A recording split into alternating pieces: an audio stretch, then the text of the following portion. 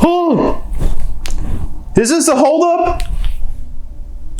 It's more of a science experiment. Yeah, I don't have my face mask, but I want to do this now. Sup fams, welcome back and happy Back to the Future Day. Hope you guys are having a great Back to the Future Day. So today, I'm finally going to close out the trilogy of Back to the Future with Back to the Future Part 3. Coming up right now. Hope you guys enjoy the show. Alright, quiet on set. Scene 1, take 1. Action.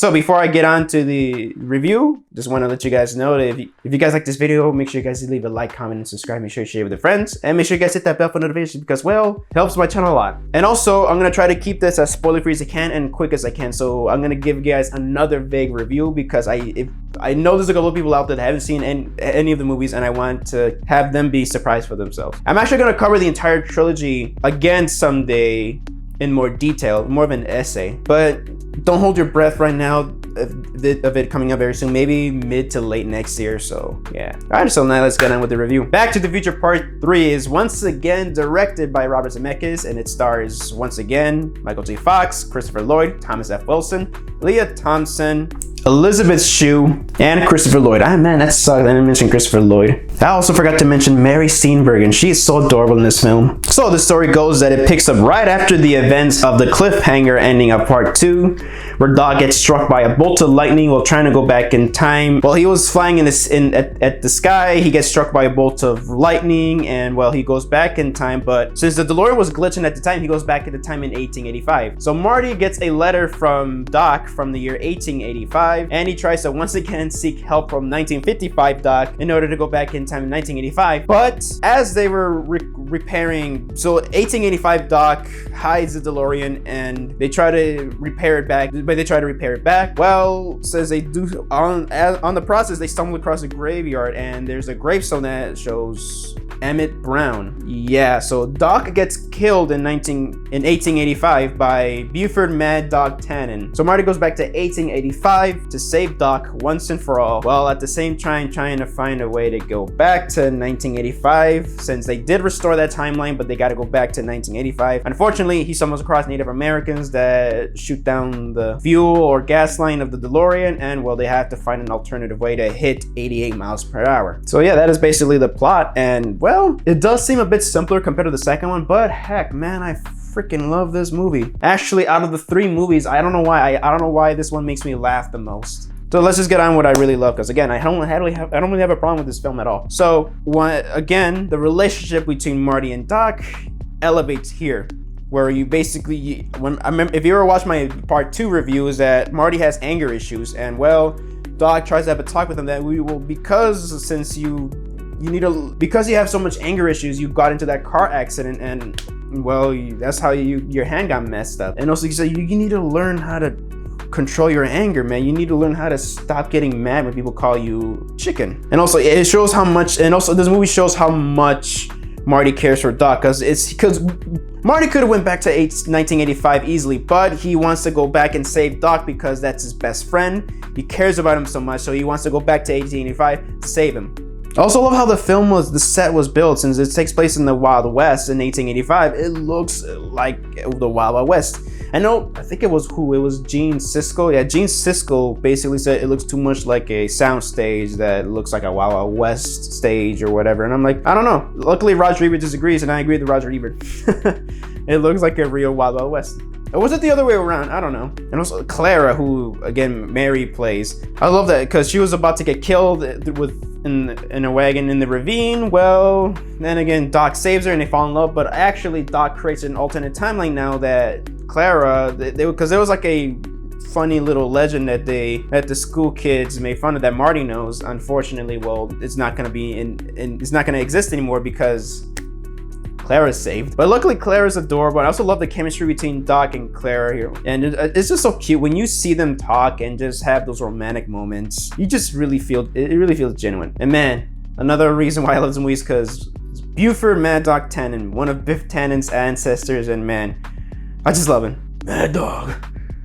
hate that name. Man, he's freaking hilarious, especially near the end where he tries to call out Marty, because now since Marty saved Doc, or since Marty's been encountering Mad Dog a lot, now there's a new gravestone that's being. It's also, Marty took a picture of the gravestone. Now there's a new gravestone that's showing Marty's name. Well, he doesn't go by Marty here. He tries to create a new alias called Clint Eastwood, which is a nice little Easter egg where he says, oh, he wears his cowboy suit, and he's like, well, Clint Eastwood would not be wearing this. And then 1955 Doc was like, Clint who? And then Marty looks at two posters, which is the tarantula and I believe the Creature Strikes Back, the Creature Returns.